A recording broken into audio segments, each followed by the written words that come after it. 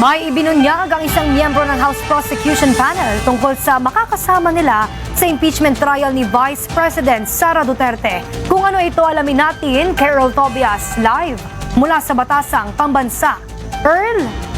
Princess, kinumpirma nga ni House Impeachment Prosecutor Lawrence Defensor na may mga private litigators na naging parte na rin ng mga nagdaan na impeachment trial sa bansa ang makakatulong ng House Prosecution Panel sa paglilitis laban kay Vice President Sara Duterte.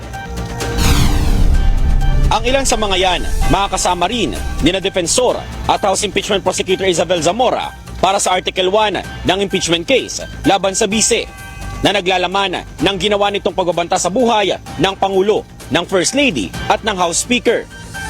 Sabi pa ni Defensor, gumugulong na raw ang mock trials ng House Prosecution Panel. We have conducted a run-through of what an impeachment court would feel like, anticipating possible objections from the defense team. So right now, we are not only preparing the evidence for the prosecution, but we are also anticipating kung ano din yung pwedeng pangharang ng kabilang kampo. Pagdating naman sa proposed timeline ni Senate President Francis Chis Escudero, kung saan sa July pa magsisimula ang impeachment trial, pati na ang posisyon ni Escudero na kailangan munang mag-convene ng Senado bilang impeachment court bago makapag-issue ng writ of summons laban sa Vice. Sabi ni Defensor, ipinauubayan niya na yan sa liderato ng Senado.